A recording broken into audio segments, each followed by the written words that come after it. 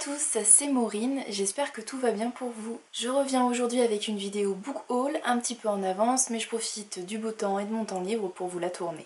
En novembre, ce sont 12 livres qui sont arrivés dans ma bibliothèque, 2 DVD et une place de concert. J'ai reçu en troc, grâce au site TrocZone, le Dramaturge de Ken Bruen aux éditions Folio Policier. Il s'agit de la 4e enquête du détective privé Jack Taylor, je n'en ai lu absolument aucune pour le moment. J'espère qu'on peut les lire dans un ordre aléatoire, je n'ai encore jamais lu Ken Bruen, mais c'est un auteur irlandais qui fait dans le polar noir et qui apparemment est très apprécié. Les enquêtes ont l'air assez courtes à chaque fois, ça fait moins de 300 pages, le personnage principal semble être un héros torturé, cinquantenaire, ancien alcoolique, ce qui promet, je l'espère, une enquête assez noire, avec un ton assez cynique. Je lirai du Ken Bruen en 2017, c'est sûr. Il y a quelques semaines maintenant, une personne qui suit le blog et la chaîne YouTube qui s'appelle Marie m'a contactée parce qu'elle voulait m'envoyer un livre qu'elle a beaucoup aimé et qui, elle pense, pourrait me plaire. J'étais plutôt surprise au départ puisque, à part mes amis proches ou les éditeurs, j'ai assez rarement l'occasion de recevoir des livres en cadeau comme ça spontanément, sans arrière-pensée, donc c'était surprenant mais c'était très agréable et donc je remercie Marie. Elle m'a donc envoyé un premier tome, le premier tome de La Dernière Geste, premier tome qui s'appelle Si loin du soleil, c'est de Morgan of Glencoe. C'est un livre auto-édité par un jeune auteur qui apparemment a tout pour me plaire. C'est de la fantaisie, mais Marie m'a dit que ça devrait me plaire puisqu'on parle de fées.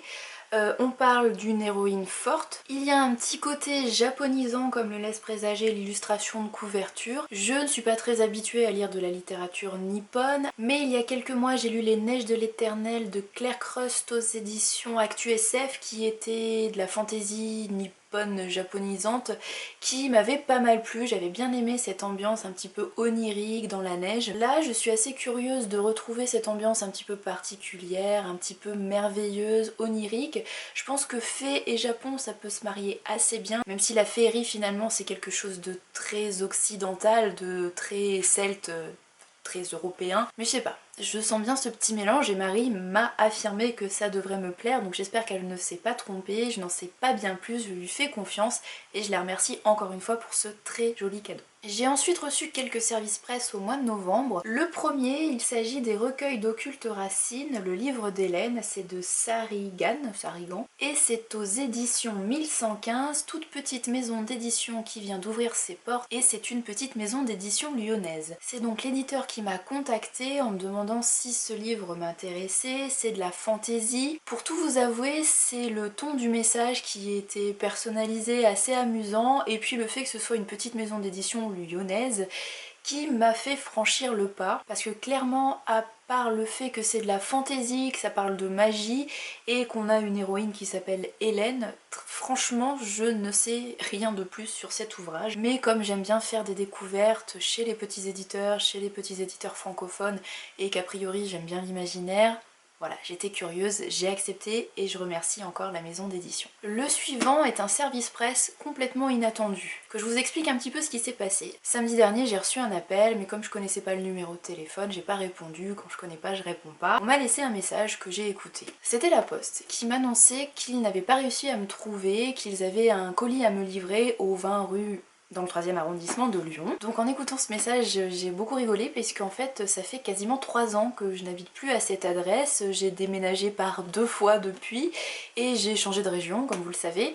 Voilà, donc le livreur ne risquait pas de me trouver. J'ai rappelé la Poste en leur expliquant mon cas, ma situation et très gentiment, c'était une très grosse surprise, ils m'ont proposé de me transférer le colis à ma nouvelle adresse. Donc voilà, merci la Poste, le colis est finalement arrivé à destination. Dans cette enveloppe, il y avait U4, Contagion de Grévé, Inkel, Trébor et Villeminot qui sont 4 auteurs français. U4 c'est une série jeunesse publiée par Nathan, collection Syros, série que je n'ai pas lue. Il y a 4 romans qui se déroulent dans le même univers, qui mettent en avant 4 personnages différents et c'est écrit par 4 auteurs différents, voilà, qui se sont concertés pour créer des personnages, un univers commun. Là a priori c'est un 5e tome qui s'inscrit dans le cycle, mais ce sont en fait des nouvelles pour prolonger un petit peu l'aventure dans cet univers. Je n'en sais pas bien plus, je n'ai pas lu les 4 autres tomes de U4, j'avais pas prévu de commencer cette série,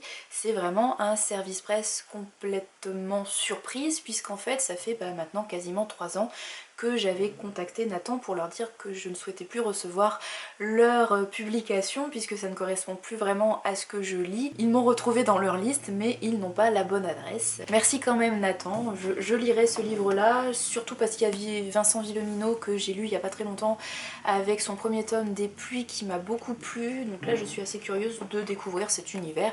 Finalement je vais lire ces nouvelles et si ça me plaît peut-être que je lirai les 4 autres romans qui se passent dans le même monde. Autre service presse surprise, et c'est une magnifique surprise, il s'agit du beau livre Au cœur de la magie, le making of des animaux fantastiques de Yann Nathan, et c'est aux éditions HarperCollins. Si je dis que c'est un petit peu une surprise, c'est parce que il y a quelques mois on m'a proposé une liste de sorties, dans celle-ci il y avait ce titre là, et quand j'ai dit que dans cette liste c'était surtout ce livre là qui m'intéressait, on m'a dit que il allait beaucoup être demandé, donc il y avait peu de chances que je le reçoive, voilà, qu'il faudrait faire des choix dans les blogueurs et qu'il n'y en aurait pas pour tout le monde. Et puis j'ai eu la surprise la semaine dernière de le trouver dans ma boîte aux lettres, donc merci à HarperCollins pour cette belle surprise. C'est donc un beau livre qui revient sur les coulisses des animaux fantastiques, nouveau film qui est sorti très récemment et qui se place dans l'univers Harry Potter. Donc vous le voyez, il y a pas mal d'images, c'est super illustré, beaucoup de textes, je pense énormément de choses à découvrir, à apprendre, beaucoup d'anecdotes, les costumes, les décors, bref un beau livre qui a l'air très très bien fait et très sympa. Il faut absolument que je trouve le temps d'aller voir le film avant de me plonger dans ce livre là parce que je pense que dans le sens inverse ce sera peut-être pas très pertinent. Au mois de novembre j'ai également fait quelques achats, surtout des achats d'occasion, notamment samedi dernier puisque j'ai retrouvé Galéane, des lectures de Galéane, Maisys et June, je vous mettrai les liens en barre d'infos, et nous avons fait un petit peu les librairies, c'était assez court mais c'était franchement très sympa à refaire, surtout quand il fera un petit peu plus beau dehors, un petit peu moins froid surtout. Et donc vous mettez 4 filles qui adorent les livres dans une librairie, forcément il n'y en a aucune pour dire non c'est pas bien, on n'achète pas, donc on a tout acheté. J'ai découvert un livre magnifique que je ne connaissais pas et il était d'occasion. Donc franchement une superbe trouvaille, je suis ravie. Ça s'appelle La danseuse papillon, c'est de Alouette et Lucky aux éditions Soleil, collection Blackberry. Ça parle de danse dans un ballet au 19e siècle, une jeune héroïne qui devient danseuse et qui finalement, derrière les paillettes, derrière la magie, la lumière, va découvrir un monde beaucoup plus sombre. Je feuillette un petit peu ce livre pour vous montrer les illustrations, c'est clairement le visuel qui m'a fait craquer sur cet ouvrage que je ne connaissais pas, et aussi l'histoire, forcément on parle d'une danseuse, c'est quelque chose qui m'intéresse, qui m'intrigue, qui me parle. Ça me semble assez sombre mais il y a quand même quelques touches de lumière, je trouve que le contraste, le travail sur le clair-obscur est assez sympa, en tout cas ça me plaît beaucoup. Lors de cette petite sortie en librairie, j'ai également trouvé 4 romans complètement d'occasion, à prix très réduit, donc j'ai craqué. J'ai trouvé le premier tome de La légende de la femme louve de Sylvie Wolfe, premier tome qui s'appelle Cheveux de feu, et c'est aux éditions Locomodo, petite maison d'édition qui a malheureusement fermé ses portes depuis quelques mois, années maintenant. J'avais lu le tome 2, alors c'était pas vraiment un tome 2. Alors quand je dis que j'ai lu le tome 2, c'est pas vraiment un tome 2, ça s'appelle Traque sauvage, c'était publié aux Nouveaux Auteurs, et en fait c'est plutôt un tome 1 et celui-ci serait plutôt un tome 0. Donc on peut lire l'autre tome indépendamment, mais là on a la genèse de l'histoire qu'on avait pu découvrir dans l'autre tome. Je sais pas si c'est très clair. Bref, j'étais assez curieuse de découvrir ce tome 0, puisqu'on va vraiment revenir sur le passé, sur les origines de l'héroïne, qui est une jeune femme qui s'appelle Jewel O'Connor. Ça se passe au 19e siècle, elle est irlandaise à la base, elle connaît la misère, la grande famine, etc. Bref, les choses habituelles en Irlande au milieu du 19e siècle. Et là, elle va faire la rencontre assez improbable aux États-Unis d'une tribu Sioux. Il va y avoir un vent de chamanisme là-dedans. Bref, Irlande, chamanisme, une héroïne rousse, très forte, rebelle, une femme forte, bref, des éléments explosifs qui correspondent totalement à ce que j'aime, ce que j'apprécie dans des bouquins, dans des histoires en général. Donc j'ai profité de la trouvaille de ce livre qui n'est plus édité, il était à 1 € à Gibert, donc je n'ai pas hésité, j'ai sauté dessus. Autre superbe trouvaille fait ce matin-là, c'est l'équilibre des encres. C'est une découverte totale pour moi. C'est le premier tome d'une saga qui s'appelle Les Collèges de Magie. C'est écrit par Caroline Stevermer et c'est surtout publié aux excellentes éditions des Moutons électriques. Ce qui m'a attirée, c'est la 4e de couverture. On a une petite citation, je vous la lis tout de suite. Un large degré au-delà d'Harry Potter, à la fois en termes de lyrisme, de langage et d'ampleur d'émotion. En fait, a priori, ça se passe au début du XXe siècle, dans une Europe un petit peu historique et surtout magique, puisque une jeune héroïne va se retrouver dans une école particulière, une école de magie. Je n'en sais pas bien plus, mais début du XXe siècle et école de magie, école de sorcellerie, avec la comparaison à Harry Potter, voilà, il m'en a pas fallu plus. Par contre, petit aparté juste comme ça, je trouve que depuis quelques mois, les Moutons électriques proposent des couvertures qui sont quand même beaucoup plus attrayantes, beaucoup plus intrigantes. Là, franchement, si je m'étais arrêtée que à l'illustration de couverture, je suis pas sûre que je serais allée plus loin. Et c'est dommage puisque je pense que c'est un titre qui mérite toute notre attention. J'ai ensuite trouvé La mort n'est pas un jeu d'enfant. C'est une enquête de Flavia Deluce et c'est écrit par Alan Bradley et là c'est aux éditions MSK. Je possède le premier tome des enquêtes de Flavia Deluce, premier tome que je n'ai pas encore lu, mais qui apparemment est un assez bon cru dans la littérature jeunesse. J'étais surprise de découvrir ce tome-là, je ne sais pas du tout quel tome c'est dans les aventures de Flavia Deluce. C'est peut-être le 3e, si vous le savez dites-le moi, j'ai pas vérifié, je pense que c'est le 3e. Bon, dans tous les cas je commencerai par le premier, ça sera plutôt pas mal. Flavia Deluce c'est une petite fille un petit peu extravagante qui mène des enquêtes dans les années 50. Quand on voit l'illustration de couverture, elle nous fait un petit peu penser à Mercredi Adams, donc ça me semble être une ambiance un petit peu amusante. J'espère que je ne me trompe pas, que l'illustration de couverture n'est pas trompeuse. Et enfin, dernier livre trouvé ce jour-là, il s'agit de La 10e sœur ou Le secret de Morgane. C'est écrit par Cyril Ferrec et c'est aux éditions Terre de Brume. Pourquoi ce livre ? Est-ce que j'ai vraiment besoin de dire pourquoi ? On parle de la fée Morgane, donc de légende arthurienne, c'est aux éditions Terre de Brume et l'illustration est magnifique. Morgane c'est une héroïne un petit peu ambiguë, c'est la demi-sœur du roi Arthur avec lequel elle aura un fils qui s'appelle Mordred et ce fils tuera son père. Voilà, pour la légende en gros, ce qui est généralement admis comme version.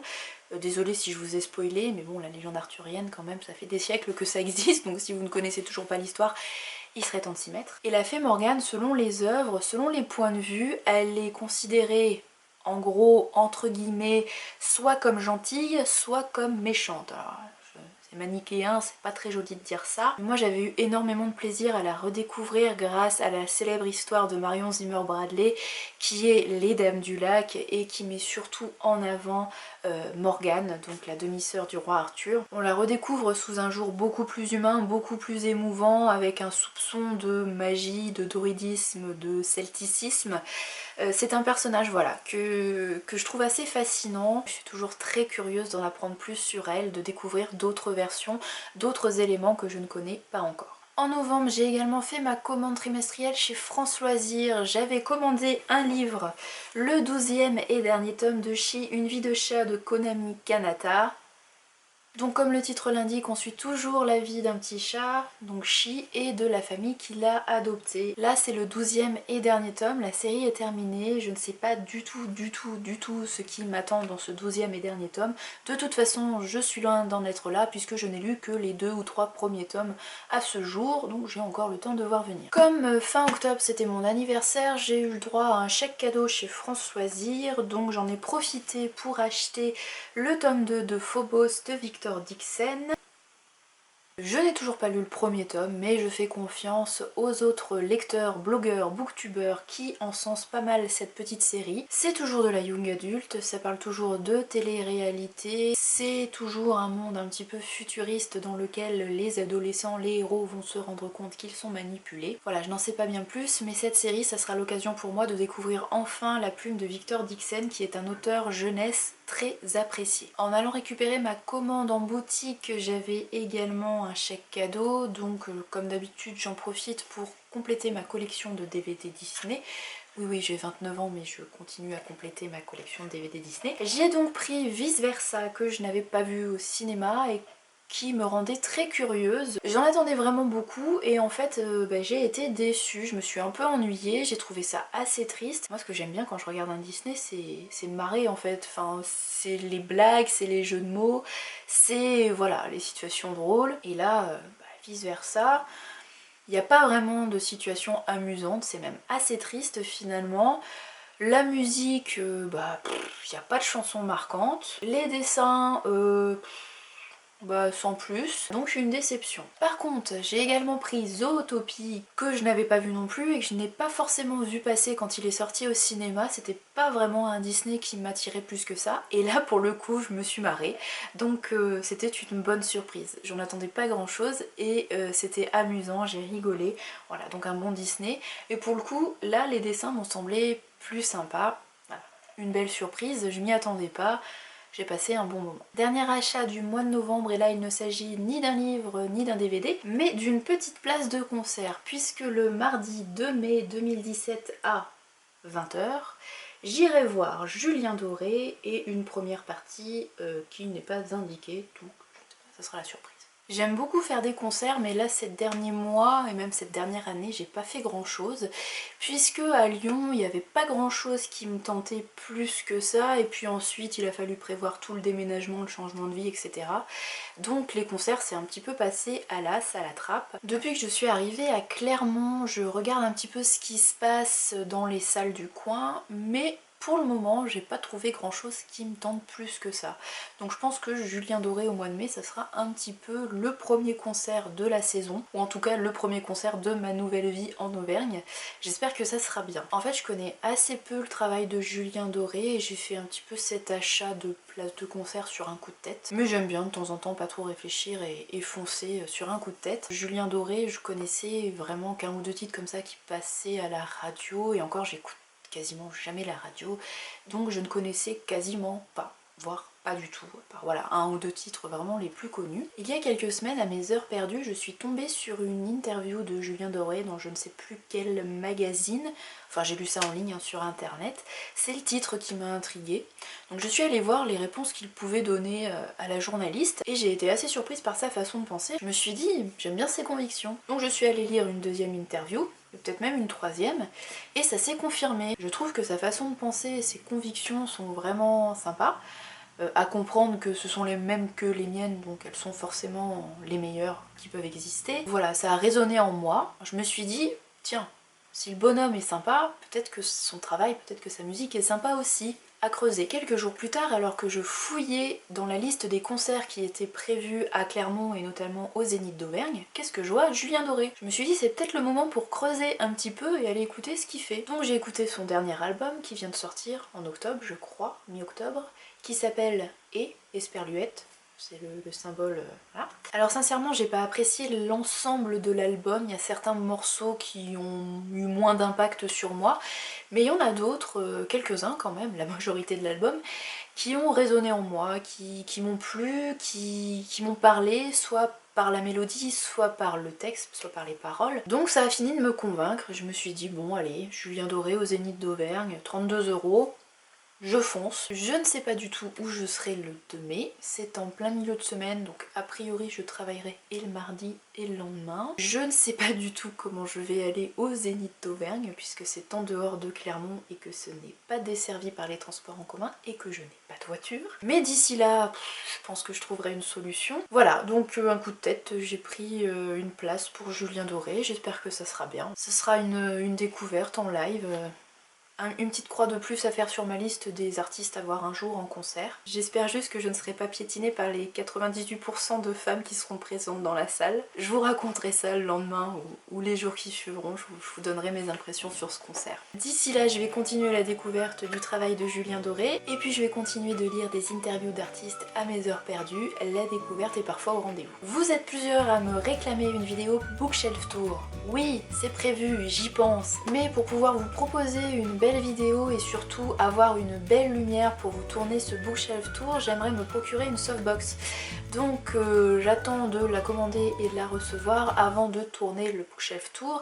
Mais promis, ça arrivera, j'espère courant décembre. C'est prévu, c'est dans un coin de ma tête. C'est l'idée de vidéo qui est tout en haut de la liste de vidéos que j'aimerais faire. Promis, elle est en majuscule, elle est soulignée, triplement soulignée sur ma liste. Je ne l'oublie pas, ça sera fait avant 2017. D'ici là, je vous invite à aller faire un tour sur le blog et sur les anciennes vidéos qui ont été publiées. N'oubliez pas, un concours est en place en ce moment sur le blog. Vous pouvez tenter de remporter 2 magnifiques livres publiés aux Moutons Électriques. 2 livres qui sont numérotés puisqu'ils ne seront édités qu'à 15 exemplaires. Donc imaginez la chance que vous aurez. Ils seront reliés en hardcover avec une jaquette. Ça sera magnifique comme d'habitude avec les Moutons Électriques. Et c'est sur un titre qui ne sortira que début février. Donc non seulement vous aurez un livre magnifique, mais en plus vous l'aurez en avant-première. Alors n'hésitez pas à participer, c'est ouvert à tous, c'est très simple, je vous mets tous les liens importants en description de la vidéo. Je vous souhaite une très bonne nouvelle semaine, un très bon mois de décembre, plein de bonheur, de magie, de paillettes, de tout ce que vous voulez. Je vous dis à très bientôt, belle lecture et merci. Salut!